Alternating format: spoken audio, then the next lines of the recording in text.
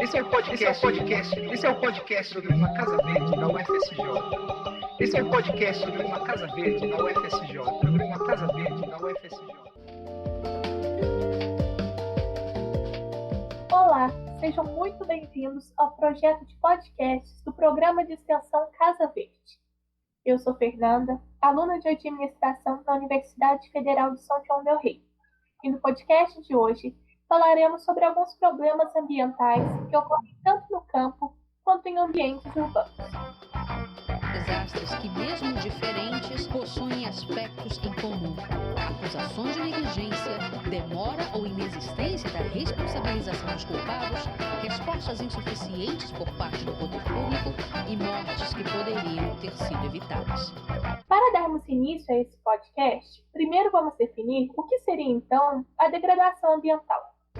De acordo com a Lei nº 6.938, no artigo 3, inciso 2, de 31 de agosto de 1981, a qual institui a Política Nacional de Meio Ambiente, a degradação ambiental pode ser definida como a degradação da qualidade ambiental, a alteração diversa das características do meio ambiente, ou seja, qualquer mudança que ocorra de forma danosa no meio ambiente e que compromete suas características físicas, químicas e biológicas, e além disso, seu potencial socioeconômico de uso para a humanidade. Para elucidar melhor, vamos dar alguns exemplos de degradação ambiental. Derramamento de óleo em uma plataforma petrolífera, erosão do solo, queimadas de forma inconsciente, desmatamento, entre outros. Ou seja, são ações que têm um impacto negativo no nosso ambiente natural.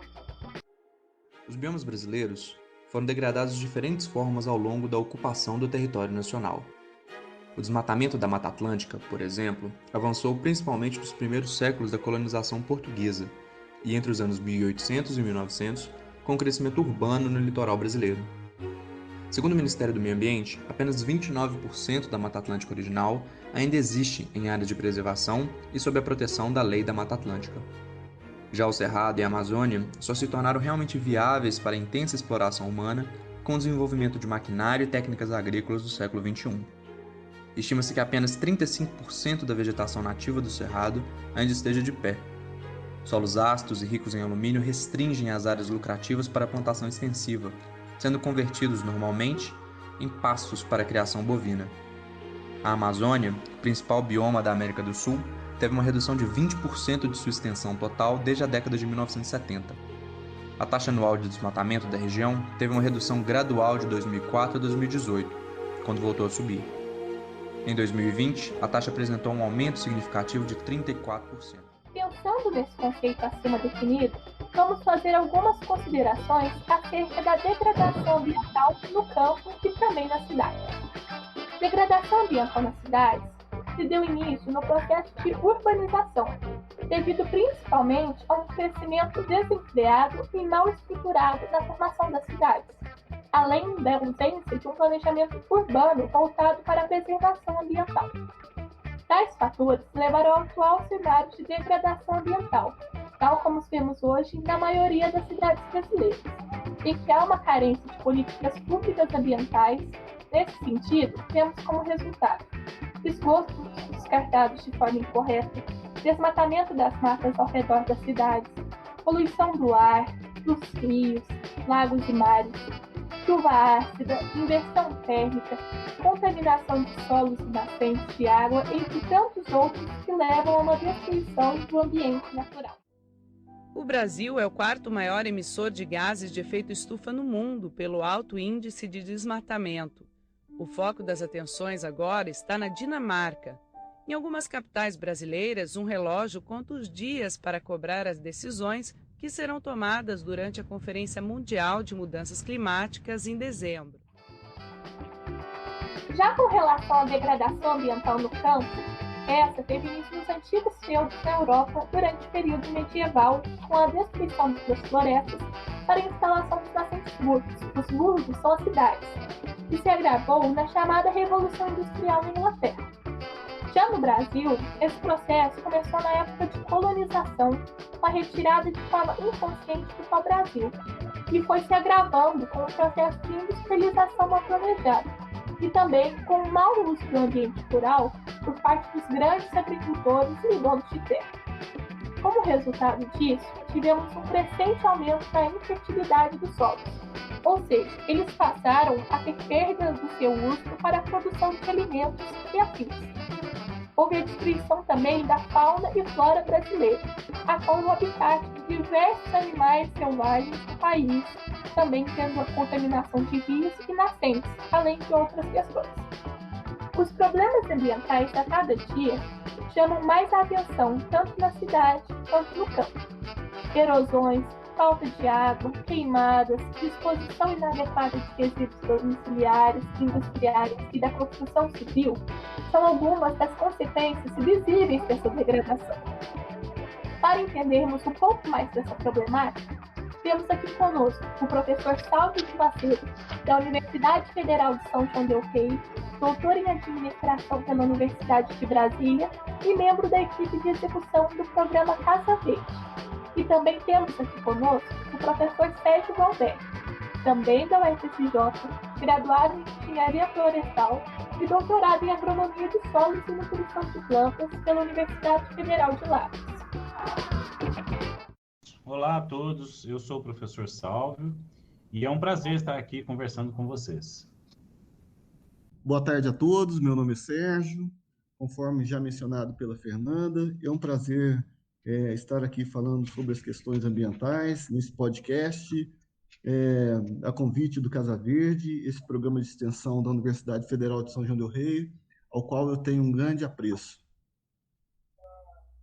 O prazer é todo nosso de ouvir vocês falarem nesse podcast. Com relação ao processo de erosão, podemos definir como um processo natural que ocorre no planeta há milhares de anos, que consiste no desgaste de solo e das rochas das áreas mais altas para as mais baixas, levando a sedimentação de detritos a diversos tipos de erosão. Temos a erosão fluvial, oceânica, glacial, eólica e a erosão antrópica. Aqui nesse podcast, iremos focar nessa última.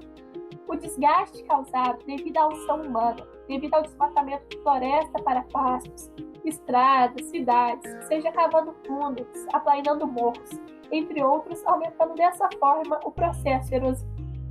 Em termos de porcentagem, um estudo envolvendo 600 pesquisadores de 60 países, coordenado pela Organização das Nações Unidas para a Alimentação e Agricultura, foi mostrado que mais de 30% dos solos do mundo estão degradados. E uma das causas para esse elevado índice, de acordo com o Miguel Taboada, diretor do Departamento de Solos do argentino Instituto Nacional de Tecnologia Agropecuária, essas 4 ameaças têm a mesma origem. Qual é a sua origem? A exploração cada vez maior do solo por parte do ser humano, geralmente combinada com mudanças climáticas. De acordo com estudos, se estima que os danos que a erosão provoca cheguem a 44 bilhões de dólares por ano nos Estados Unidos e na União Europeia, 38 bilhões de euros. No Brasil, a situação não é diferente. De acordo com estudos conduzidos pela Universidade Estadual de Londrina, estima-se que no solo brasileiro tem perdas de 616,5 milhões de toneladas de terra ao ano, decorrentes do processo de erosão do solo em lavouras anuais, e custos de ordem de 1,3 bilhão de dólares ao ano. Tais dados são assustadores e mostram a realidade do país frente a esse problema, que tende a ser agravado caso não haja mudanças. Aprofundando mais sobre a degradação ambiental, de acordo com o IBGE, aumentou o índice de poluição das águas em cerca de 41,7% nos municípios. De acordo com o relatório divulgado pela ONG SOS Mata Atlântica, apenas 6,5% dos rios brasileiros têm boa qualidade de água, contra 74,5% têm qualidade regular e 17,6% são considerados ruins. E, por fim, 1,4% são tidos péssimos. Então agora vamos começar com as perguntas para os professores. Professores, quais as origens dos problemas ambientais que vivemos atualmente? Bem, eu acho que Vocês pontuaram muito bem algumas origens, né? Algumas causas dessa situação que nós vivemos atualmente. Mas é sempre bom reforçar, né? O êxodo rural, né? E, consequentemente, a grande concentração urbana, né? Gerou uma situação que nós vivemos atualmente, com a maior parte da população vivendo em ambiente urbano, né? Com todas as consequências negativas advindas disso, e também do campo, né? Que é uma área onde nós temos problemas com indicadores ambientais, né? A qualidade de vida tem problemas, a coleta de lixo tem problemas, né? Então, esse é um primeiro ponto. O segundo ponto é exatamente o nosso modelo de produção e consumo, né? Que está baseado no consumo recorrente de recursos naturais, né? Muitas vezes não se importando com os desperdícios, né? Com a degradação em si, com a perda da biodiversidade, né? E junto com isso, né? Uma cultura de desperdício, né? Ou seja, muitas vezes, tanto em ambientes urbanos quanto rurais, nós temos perdas, né, dos grãos colhidos, nós temos perdas com água, nós temos perdas com energia, né? Até na nossa própria alimentação, muitas vezes nós temos restos, né, dos nossos alimentos que a gente ainda deixa no prato, muitas vezes, né? E a última coisa é a disposição inadequada de resíduos, né? Em todos esses ambientes, nós vamos ter resíduos, né? E eles precisam ter uma disposição adequada. Isso, quando não acontece, né, que é a situação que nós vivemos, né, a gente não pode generalizar, mas a consequência que nós vamos ter, né, dessa disposição inadequada é exatamente a contaminação de rios, né, a poluição do ar, do solo, né, e uma degradação da qualidade de vida de modo geral. Boa tarde a todos, meu nome é Sérgio. Bom, a Fernanda ela destacou vários processos que causam impacto ambiental, né? Dentre eles, a erosão. A erosão hídrica realmente é uma das causas de impacto ambiental, né? Nós podemos definir dois tipos de erosão.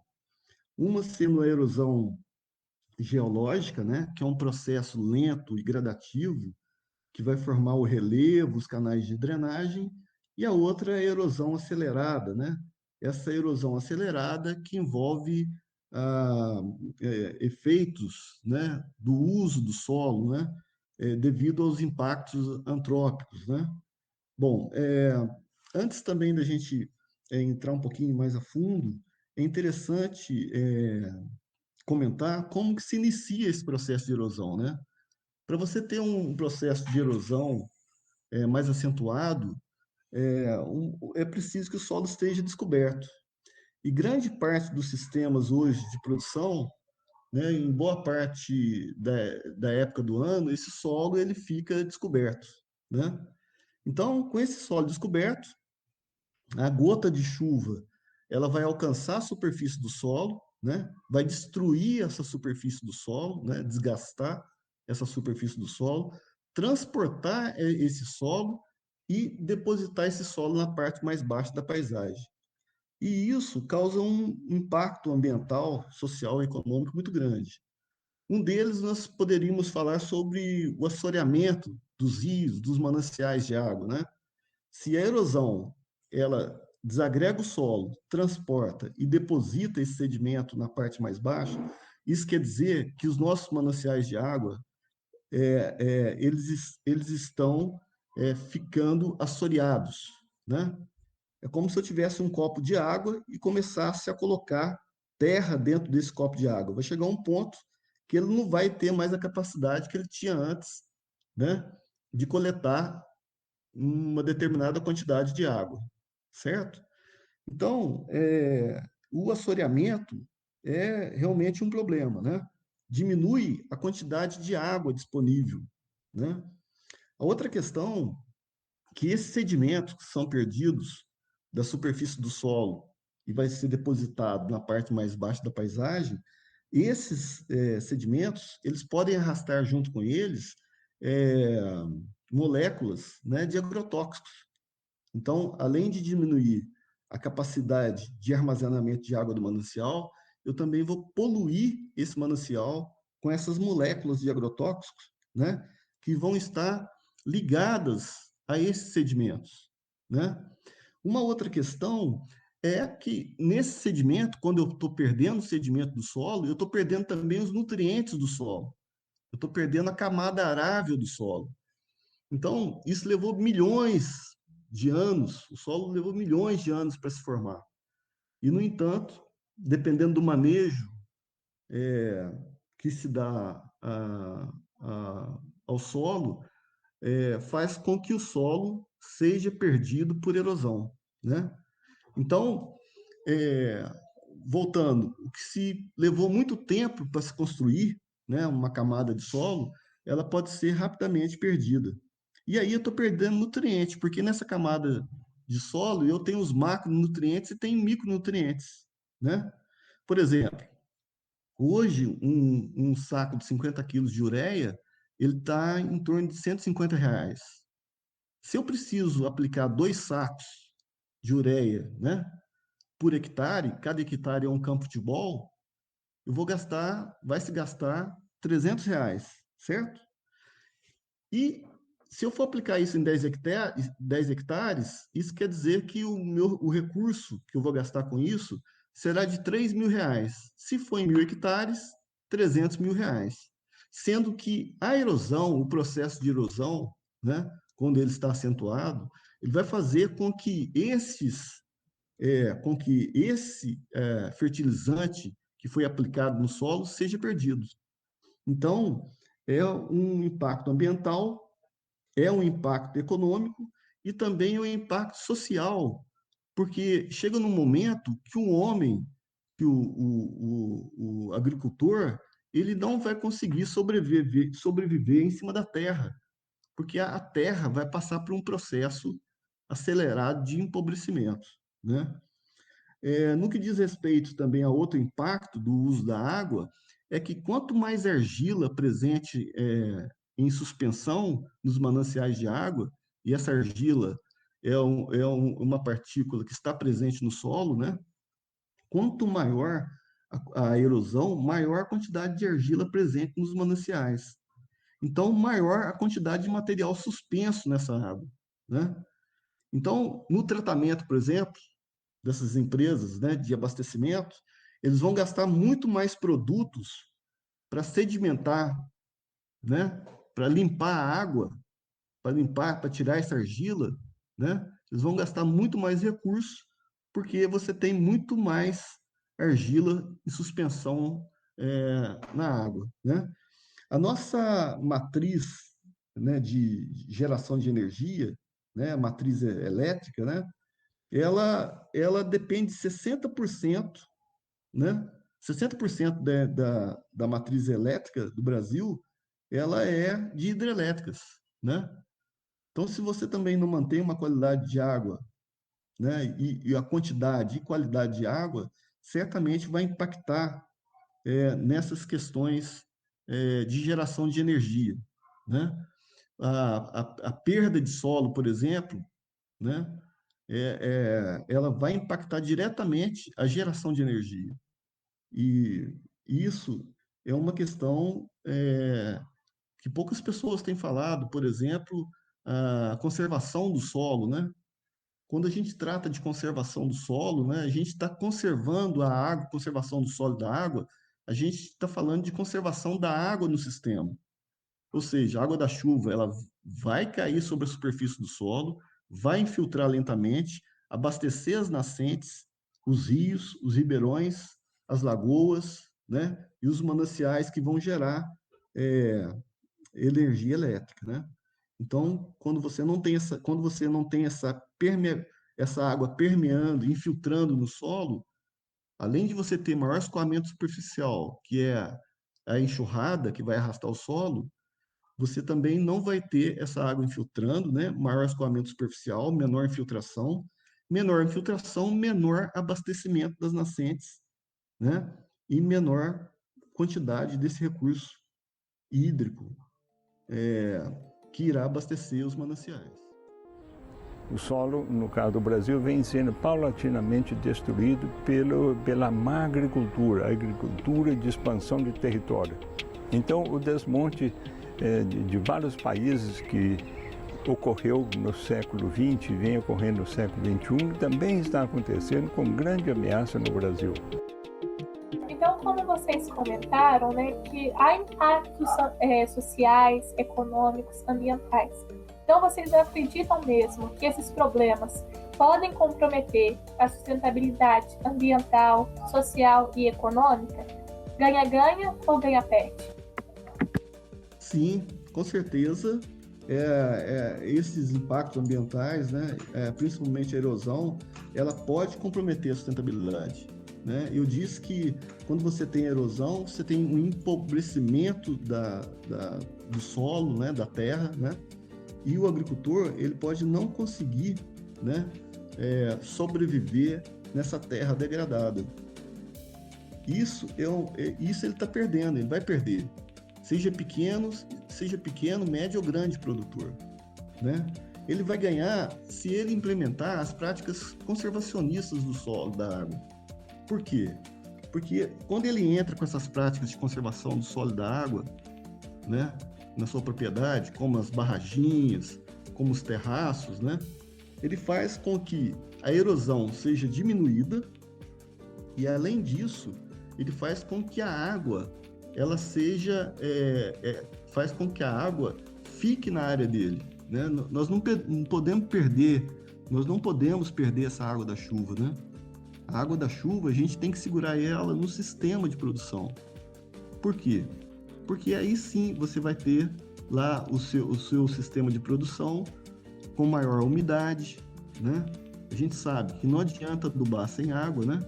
Qualquer fertilizante que se aplica precisa de água para dissolver, né, para solubilizar esses adubos. Então, se você mantém essas práticas conservacionistas do solo, da água na propriedade, você vai ganhar muito, porque você vai manter a água no seu sistema de produção, né? Seu solo vai ficar mais úmido, a planta vai agradecer mais, né? Principalmente nesses momentos de veranico. O que é o veranico? Veranico é aquele momento em que aquele momento em que se fica sem a chuva dentro do período chuvoso, né? É a falta de chuva. Então, o veranico é a falta de chuva no período chuvoso, justamente quando a planta está no campo, né? Tá todo mundo produzindo nessa época, né? Então, se não tiver irrigação, tá contando com a água da chuva, né? E se você tiver um veranico muito prolongado e se você tiver um processo erosivo muito intenso na sua área, certamente seu solo vai estar mais seco. Então, a sua planta vai sentir o déficit hídrico muito mais do que uma planta que esteja em condições de maior umidade no campo. Então, ele pode perder e ele pode ganhar. Só? Eu acho que compromete a sustentabilidade, sim. Eu acho que a questão central aí é a palavra equilíbrio, né? Então, quando nós temos esses problemas, né, como o professor Sérgio citou, os problemas no campo, aí, especificamente de erosão, ou de disposição inadequada de resíduos, né, nós vamos ter o quê? Um desequilíbrio ambiental, né? Então, a sustentabilidade ela fica comprometida, porque se nós não temos, né, um equilíbrio, né, ambiental, social e econômico, né, o que nós vamos ter? Nós não vamos ter aquilo que está preconizado, né, no conceito clássico de desenvolvimento sustentável, que ele fala em preservar, né, utilizar os recursos, né, de forma que gerações futuras possam vir a se utilizar desses recursos. E não é isso que nós estamos vendo. Então, quando nós degradamos a água, o solo, né, quando nós ainda mantemos lixões, quando ainda nós não tratamos esgoto, né, quando ainda temos condições subhumanas de moradia, né, tudo isso, né, vai exatamente contra aquilo que a gente pensa em gerações futuras. Ou seja, com essas condições, com esse desequilíbrio, nós vamos deixar, com certeza, né, um ambiente muito ruim para as futuras gerações. Então, esses problemas comprometem, sim, seriamente, não é, a sustentabilidade. E se o homem não entender, né, que ele faz parte do meio ambiente, né, o homem hoje ele enxerga o meio ambiente lá e ele aqui, né? Então, é uma quebra de paradigma. Tem que se entender que nós fazemos parte desse meio ambiente. Então, se a gente não entender que a gente não faz parte do meio ambiente, vai ficar difícil de resolver a questão, né? Eu preciso quebrar esse paradigma. E é nesse sentido que eu acho que é importante a gente pensar nessa relação ganha-ganha, ganha-perde. Eu não posso pensar apenas em ganhar economicamente, se eu tenho perdas ambientais e sociais, não é? O econômico é importante, o social é importante, o ambiental é importante. Eles precisam estar em equilíbrio, né? Então, quando às vezes eu acho que quando há um desequilíbrio entre esses três pilares, nós vamos ter uma relação ganha-perde. Alguém está ganhando e o outro está perdendo. E o que nós temos na base disso? É que isso é insustentável, né? Mais cedo ou mais tarde, eu vou ter problemas com recursos para a produção, eu vou ter problemas de alimentos para as pessoas, eu vou ter problemas de recursos humanos para as empresas. Ou seja, é um ciclo de degradação. Então, é muito importante a gente entender que a gente precisa trabalhar em termos de sustentabilidade para ter relações ganha-ganha, onde todos os atores sociais ganham com as ações, né, com as melhorias, com os avanços sociais que nós temos. Quando nós deixamos, né, um desses três pilares em desvantagem aos demais, nós estamos limitando, né, esse desenvolvimento sustentável, né? Ele vai demorar mais tempo a chegar. E vocês acreditam que é possível reduzir esse quadro da degradação? E se vocês acham que é possível, quais são os caminhos que devemos trilhar para conseguir tal êxito? Eu acho que tudo vai passar pelas políticas públicas, né? Então, desde lá do governo federal, todas as esferas, do governo federal, do governo estadual, do governo municipal, né? Se a gente não... Mas essas políticas, elas devem ser políticas de Estado e não de governo, porque o Estado fica e os governos vão. Então, se não tiver essas políticas de Estado, né, políticas públicas para o meio ambiente, mas políticas de Estado, aí fica difícil a gente resolver essas questões, né? Então, tem que se investir na educação, né, na educação ambiental, tem que se investir em treinamento, em informação, tem que se investir nesses órgãos que dão suporte para produtores, como a Emater, né, como a EPAMIG, que é uma empresa de pesquisa de Minas Gerais. Tem que se investir no ICMBio, no IBAMA, que fazem as fiscalizações, né? Então, se esses órgãos e tantos outros órgãos, né, o IBGE, se eles não tiverem aparelhados, né, fica difícil se fazer gestão de política pública no Brasil, né? Então é preciso que esses órgãos sejam fomentados, que eles sejam aparelhados, né? Então eu acho que essa quebra de paradigma, ele precisa vir, mas ele precisa vir com recurso, né?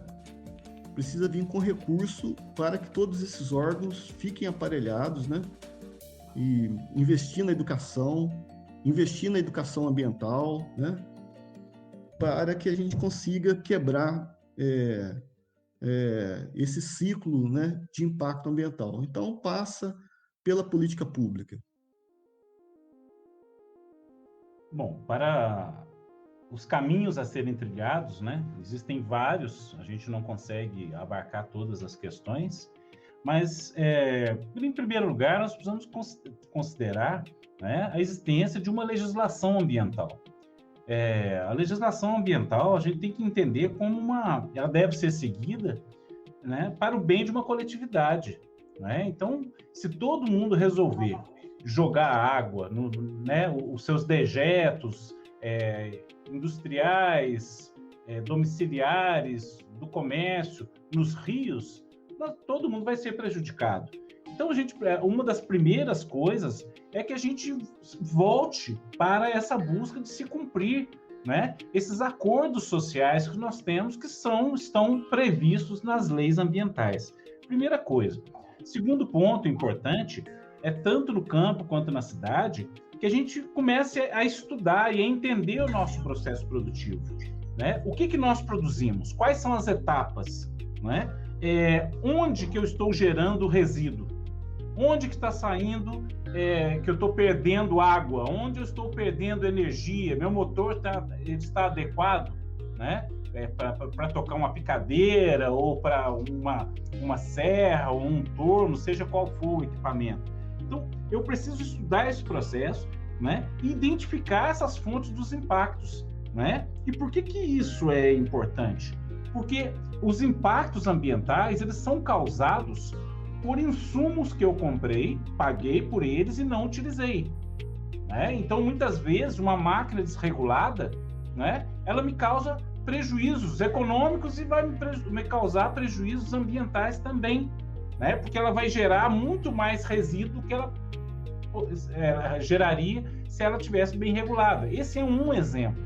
Então, nós precisamos estudar esse nosso processo. Como nós fazemos? Onde nós temos, né, esses pontos que geram esses resíduos, né? Outra coisa importantíssima, vamos verificar o nosso consumo de água. Há vazamentos, estamos utilizando de uma maneira adequada, né? A mesma coisa com a energia, né? Qual o padrão do nosso consumo? Poderia ser menor? Poderia ser mais eficiente? Então, essa questão ela é muito importante, né, em termos de caminhos a serem trilhados, porque a gente precisa entender o seguinte: ser sustentável, né, é também buscar diminuir os impactos ambientais de forma constante. É dar a destinação adequada aos resíduos que, se eles não tem como eu não ter a geração daquele resíduo, né, eu preciso dar uma destinação segura. Às vezes eu consigo dar uma destinação econômica, eu passo o meu resíduo para uma outra empresa que pode utilizar aquilo no processo produtivo dela. Às vezes não.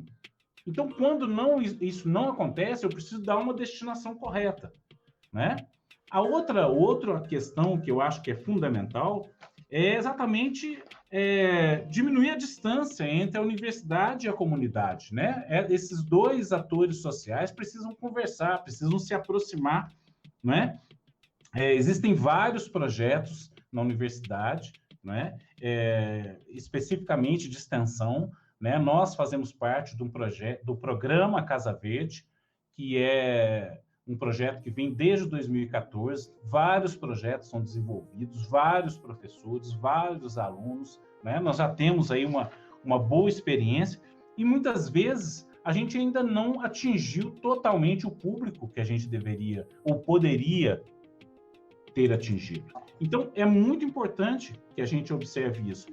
Apenas nesse momento, né, eu e o professor Sérgio, né, a professora Caroline, professor Geraldo, nós estamos trabalhando em um projeto que é o Observatório de Gestão de Resíduos Sólidos Urbanos, né, que engloba os municípios da região do Campo das Vertentes, né, e temos também um de unidades demonstrativas de sistemas de gestão ambiental em 2 empresas aqui na região do Campo das Vertentes também. Então, é muito importante que a gente cultive, né, e desenvolva essa aproximação, né, que ela é muito produtiva, né, tanto para a sociedade quanto para a universidade.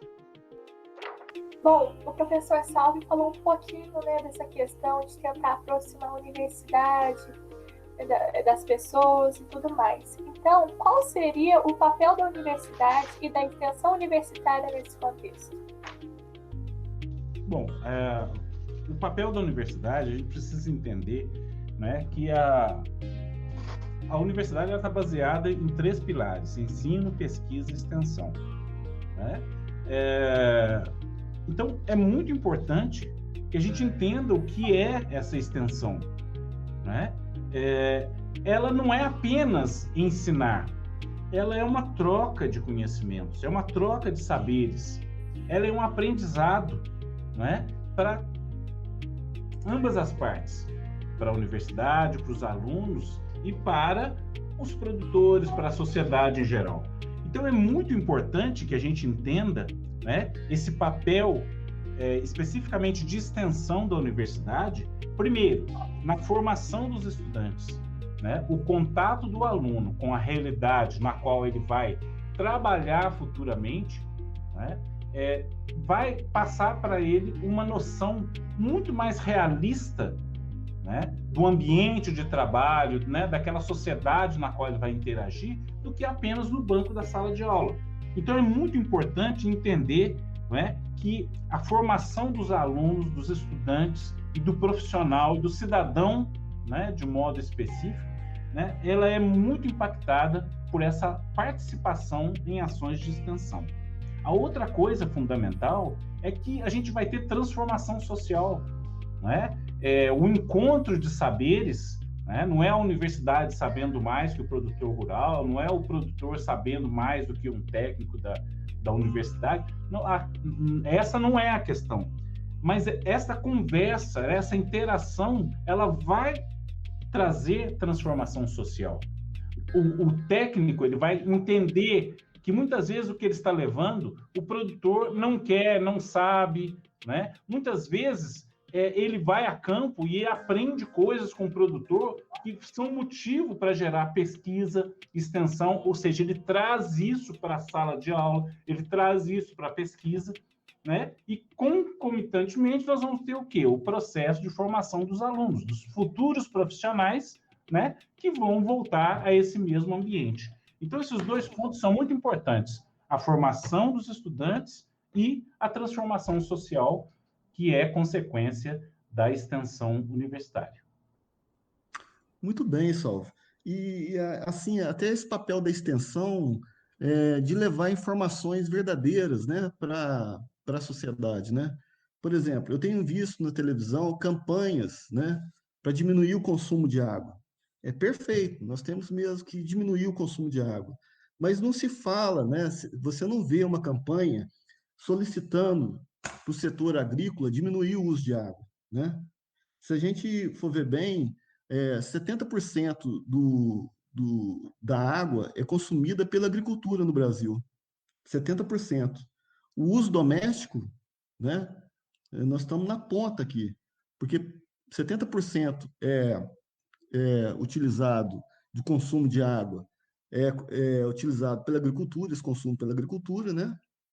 Depois vem a indústria e depois o uso doméstico. Então, nós vemos, a gente fica vendo as propagandas, né, na televisão, mostrando que nós, consumidores, temos que diminuir o uso da água. Certamente, temos. Mas não se fala no uso de água pela agricultura, né? E muito menos se fala pela perda de água pela erosão, né? Nós comentamos aqui nesse podcast, né, a gente está comentando que boa parte da água da chuva ela é perdida por falta de manejo do solo. Então, essa água ela não infiltra no solo da forma que tem que infiltrar, escorre lentamente no perfil do solo, né? E vai lá abastecer as nascentes, né? Por quê? Porque essa água ela está sendo perdida por erosão, por mau uso do solo, né?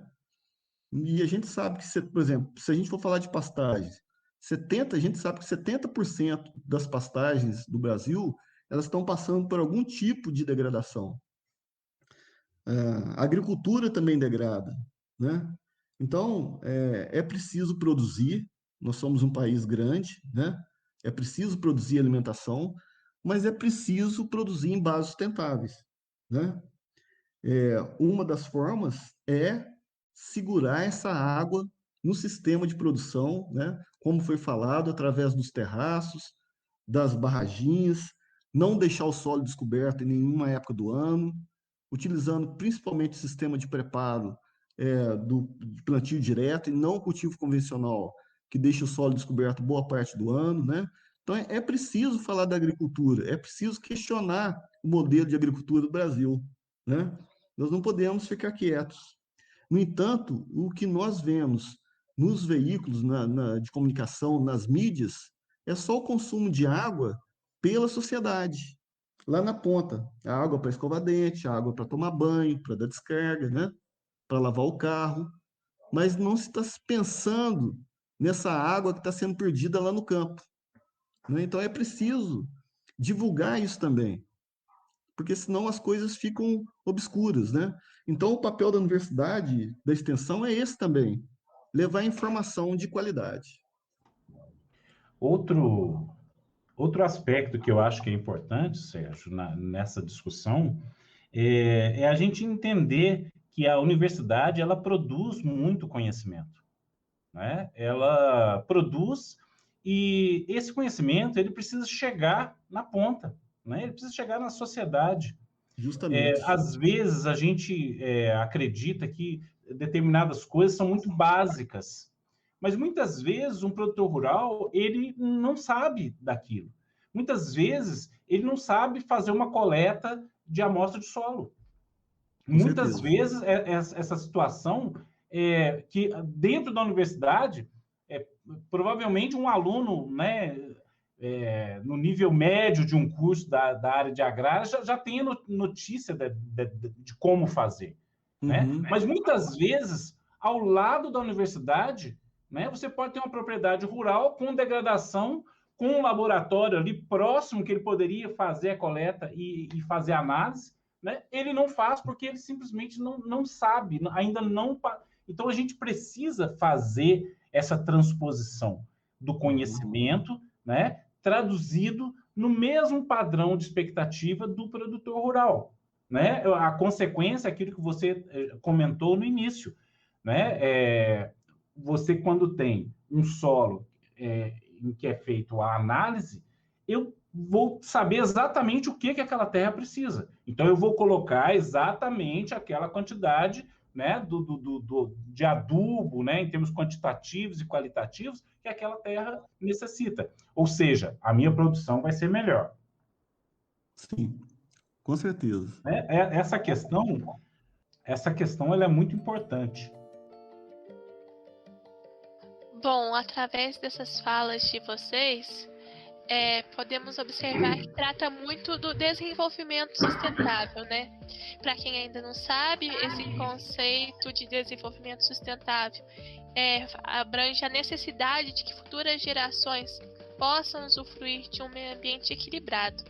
E nesse sentido, qual seria o papel da atual geração, dos jovens estudantes nesse processo? Eu acho que as questões ambientais, elas estão cada vez mais presentes, né? Eu entendo que está ocorrendo uma quebra de paradigma, né? E certamente será conduzida por esses jovens, né? Que representam 1/4 de todo o planeta, né? Um exemplo é a Greta, né? Da Suécia, uma ativista ambiental, né? Que tem batalhado, que tem trabalhado com essas questões ambientais, né? E ela está levando muitos jovens, ela está levando muitos jovens junto com ela, né? Então, eu acho que é isso.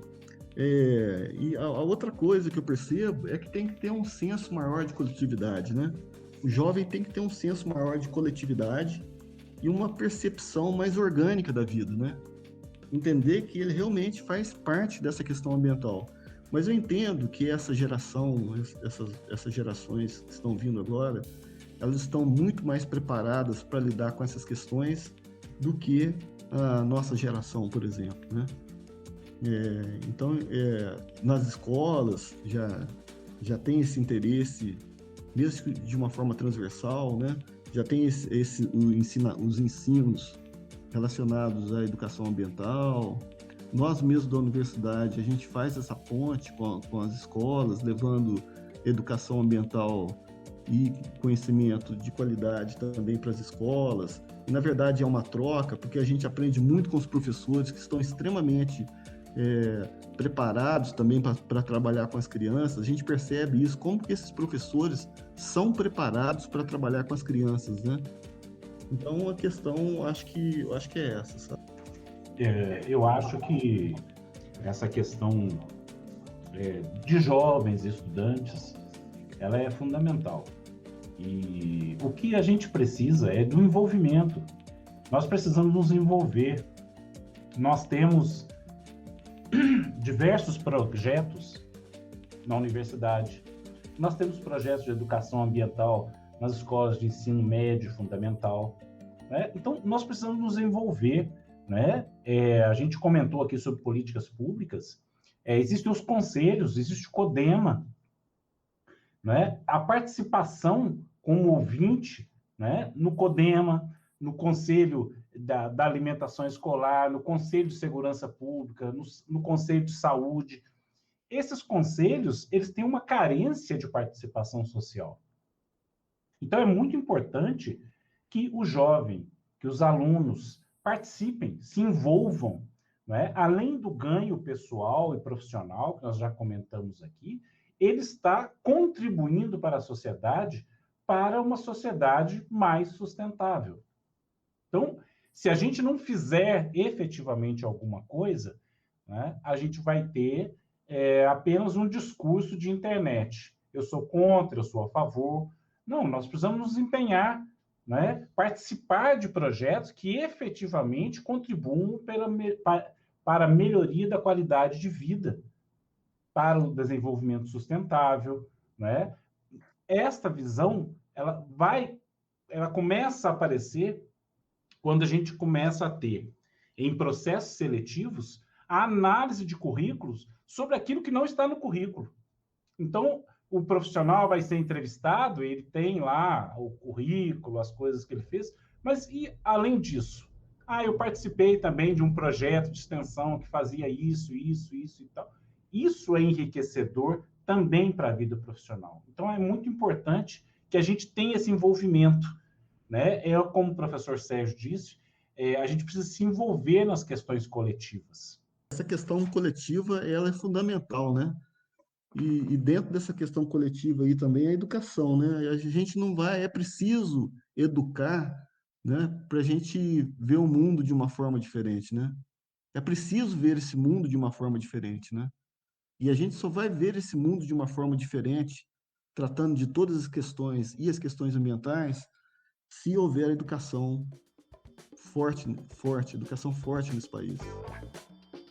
Bom, gostaria muito de agradecer o professor Salvi, o professor Sérgio. Tenho certeza que as falas de vocês foram de grande proveito para as pessoas, para a gente entender um pouquinho mais sobre essa questão e principalmente da necessidade do desenvolvimento sustentável. E para finalizarmos, fazemos um convite para você, ouvinte. Interaja com o programa Casa Verde e seus projetos associados.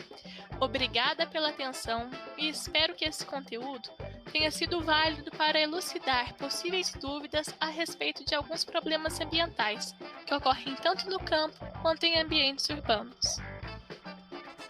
Eu que agradeço, muito obrigado, me coloco sempre à disposição.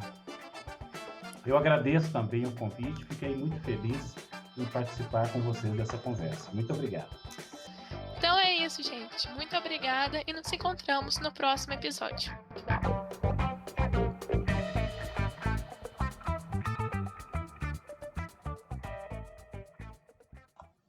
O podcast Casa Verde número 2 contou com a participação de Fernanda Nunes Maciel, aluna do curso de Administração da UFSJ, professores Sérgio Gualberto Martins e Salvi de Macedo Silva. A narração foi de Fernanda Nunes Maciel. Equipe de edição de áudio: Gustavo Casari, Geraldo Magela Jardim Barra, Juliano Batista de Almeida, Luciano Rivaroli e Paulo Henrique Caetano. Coordenação de edição de áudio: Luciano Rivaroli. Na trilha sonora utilizamos as músicas da banda BioUnity com Serenity, Ketsa com Psychic, um artista desconhecido com The Itches, a Classe Calda, Garden of Stones, As fontes das trilhas sonoras utilizadas foram obtidas do site freemusicarchive.org. O áudio das reportagens foram obtidas dos vídeos do SBT no interior, reportagens sobre 2019 e impactos ambientais no canal da emissora no YouTube. Vídeo de Arthur Soares do canal Biofilia do YouTube.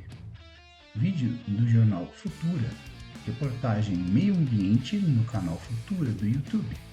Vídeo do jornal Minas, risco de degradação ambiental e o futuro dos países, no canal do jornal no YouTube. A arte da capa da edição do YouTube foi produzida por Giancarlo Boas. Programa Casa Verde da UFSJ. Esse é o podcast do programa Casa Verde. Esse é o podcast do programa Casa Verde da UFSJ.